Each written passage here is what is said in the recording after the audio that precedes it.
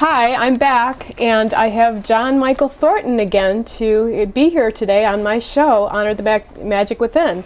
Thanks for coming back and joining us. Hi, John. How you doing? Great. It's great to be back. I'm glad to have you. Today we're going to be talking a little bit about auras, and John is going to be drawing some actual aura photography on camera. So we're going to be having Quinn come up, and Quinn is going to be our model, and Quinn is going to get his aura drawn. I want to talk to you first a little bit, John, about how did you start seeing auras at first? Seeing auras was actually one of the first ways that my own psychic ability started to manifest. I was probably in my early teens, maybe 13 or 14, and I mean, I grew up in a metaphysical family, so I didn't just think I was going nuts. I still kind of thought that a little bit, but I figured I had a little bit of help. And because my mother talked about seeing auras. Okay. And whenever we would go to church, she would say, try to see the minister's aura if you get bored. Because one of the best ways to see an aura when you're first starting out is, you know, you're kind of a little bit bored and you're staring at someone talking. If you're in school or if you're at church, I mean, of course, you should be very excited and engaged in any of those places. But if you're not, you're just sort of sitting there and your mind starts to wander a little bit. And your eyes start to get a little unfocused. And you'll start to see this little line of energy, almost like a halo that surrounds a person's entire body. And it's going to be different sizes and intensities with each person, but when you first start seeing it, you're not going to see colors usually. It's just going to look like heat rising from a radiator or rising from a hot sidewalk. It's just going to be this little weird fuzzy thing around the person's, all around a person's body. And so that's how I started out. But after that first, few times in church and that sort of thing, then it started to get more intense for me, and I started to see colors and then also feel the energy around people, even when they would brush up against me. So once it started to get more intense, then I started looking for ways to train with it and learn more about it so I could control it and not just have it be this weird experience that happened every once in a while or when I was bored at school. Oh, that's really cool.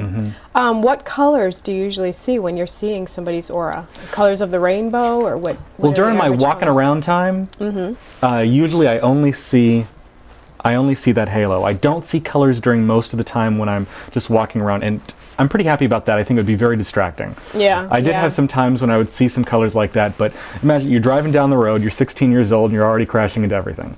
And you're driving down the road, and suddenly you see like kaleidoscope all around you. Oh, wow. Jeez, that has to be kind of distracting. Yeah. To say the least. So that doesn't happen anymore. It was only when I was first starting off I would have these moments of just like, oh, look at all the pretty colors, I'm gonna die.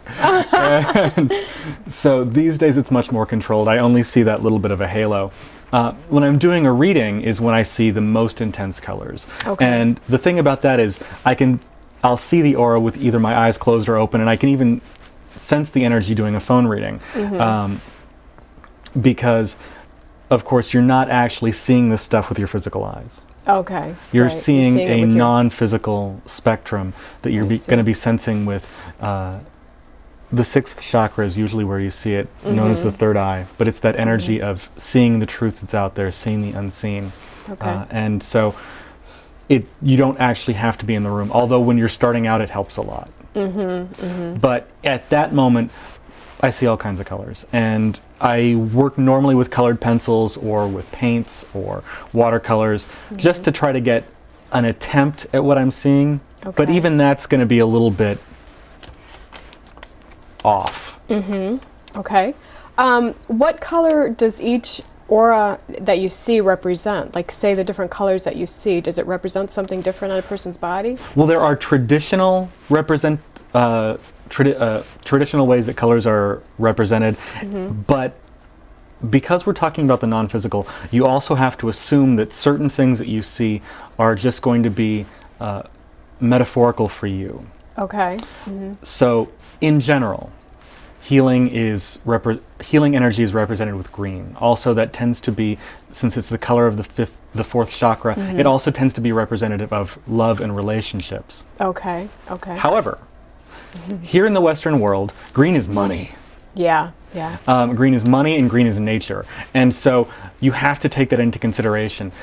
So generally, if it's sort of around the heart area, if it's into the hands, I'm going to assume that it is going to be healing or love energy. If I'm seeing it all around someone more further out, then usually it's going to be nature energy or healing energy.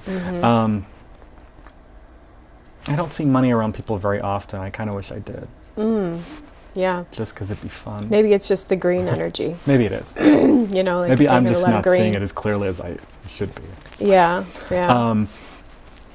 Traditionally, red is grounding. It's first chakra. It's that energy that connects you to the earth. Red can also be the color of anger. However, we also have the cultural stereotype of red being love. So once again, if you're seeing it around the heart center, we have to assume that it's going to be an energy of love or passion or something along those lines.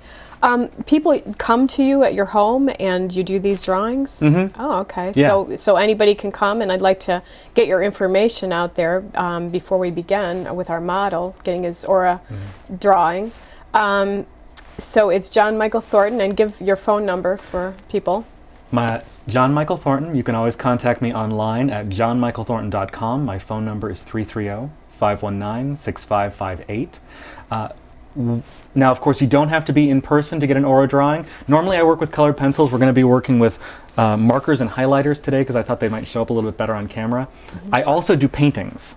And that's really new. But I don't do it when people are sitting there. I'll do the reading beforehand and do a sketch, and then I'll do the painting afterwards because I use acrylics, sometimes oil paints, and do a big canvas and really spend some time with it. Okay. And those are really cool. Yeah. But it's one of those, I do it away from the client, so I then package it up and send it off, and they call me up. Wow, this is really great. What's it mean? Yeah. And I want to know what it means before I hang it up in my living room where people can look at it and interpret it. Yeah. See all the black around the edge?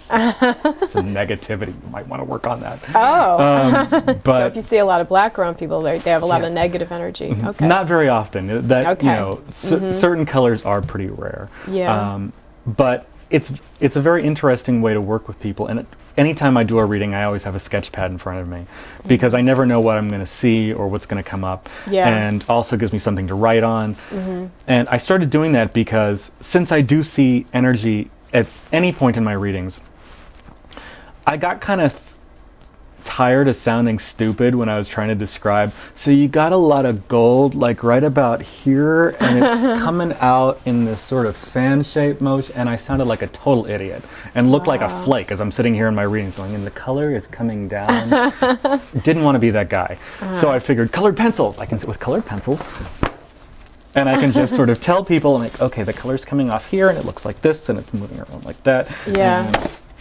And it made me sound like less of a freak. So, You're not a freak. Thank you. I just don't want to appear like one. So, yeah, it's sort of become a part of what I do in all my psychic readings. Oh, that's because really cool. It really just sort of brings it all together and gives me another way to get the client engaged. Yeah. Oh, okay. How can the average person learn how to do this if they want to draw auras? How can they train their eye to see auras? Like I said, the best way to start off, school, church, anywhere that you're going to be sitting for long periods of time, staring at someone against a solid colored background who isn't moving a lot. Okay. If you've got a real patterned background, something like this, or wallpaper, or anything that's going to be very colorful, that's going to distract your eye. Okay. So really you want a solid background and some place where your eye can just wander a bit. And just sort of look to just right off to the edge of a person and sort of let your mind relax a little. Don't try too hard, because if you try too hard, you're just going to end up cross-eyed. But you want to stay pretty relaxed about it, and that's going to really let it happen. Let it all happen. And don't rush it. You know, it's, once again, the best way is when you've got plenty of time and you're just going to be sitting and staring at someone for 5, 10, 15 minutes. Because I used to do it in school. I used to do it in church. Yeah. I'm sure everybody can see something like this. They're just not aware that they're actually seeing colors around people. Well, you know, and like I because said, usually you don't start off seeing the colors. You Yeah. just see that little sort of heat you wave see a little wave or and energy around people. Right. And it's so easy to go, I'm just imagining things. Yeah. It's not really there. Yeah. And to sort of brush it off. And also because people get really hung up on the idea of seeing a kaleidoscope of colors the first time they try Right. this out. That's like saying the first time you drive a car, you're going to be Mario Andretti. Right. No, the first time you drive a car, you're probably going to run into the garage wall. Yeah. It's- Yeah. It's not going to happen automatically. You've got to Right. sort of be calm, you've got to work with it, learn how to meditate, and Yeah. Okay. also start to trust yourself with what you're seeing and not immediately just assume I'm that sure you're some making people things would up. take a visit to the local eye doctor if they thought they started seeing things. You know, they Well, would, you know, that's they the would thing. think they're imagining things. You know? If it goes away when you stop focusing on it, well, Uh-huh. then it's probably not your eyeballs going funny. But yeah, I mean, that's often a very common first thing of like, why is it that people look all fuzzy now? Yeah. Yeah. But objects are clear. It's because you're seeing the energy and you're not going to see it as strong around an object. Right. Now, animals and plants also do have auras, usually a little bit more simplistic. Okay. And also, I have noted it doesn't come up very often. First time I noticed this was on a trip to England when I was about 20. Is old religious iconography and old chapels or altars, that was the word I was looking for, also do tend to have auras, also Okay. usually very simplistic, but it's that energy of people projecting onto it Oh, that it okay. eventually acquires that energy. You're not going to see. see it on anything that's really new Right. or anything that's very simplistic or right. Okay. unimaginative. Does a person's aura color change with their mood? Yes. Yeah. Like you were saying, if you're angry, you're black. Yeah. There are some colors that are going to be pretty consistent, sort of like even people who change their hair color on a regular basis, they still have a basic look about them. Your aura is always going to have a basic look about it. Okay. Okay. There are going to be things that change with your mood, change with time. If you tell a lie, your aura is going to flash a different color very quickly, Ooh, wow. which is cool, but I've never found it to be very helpful. You're lying to me. How do you know? Because your aura flashed yellow. Wow. That's amazing. You're insane, possibly. You could work for the law enforcement. So there are some things like that. If you see someone that you really care about, the color's going to change. Yeah. So there's always going to be some minor fluctuations. Okay. What about relationships? Do people that are soulmates in a couple together, did they have the same auras sometimes? Not that I've noticed, although if they are sitting next to each other, they'll start to merge. Oh, that's so cool. But when they move farther away, it's just going to sort of, like an amoeba or jelly, just sort of snaps Okay. back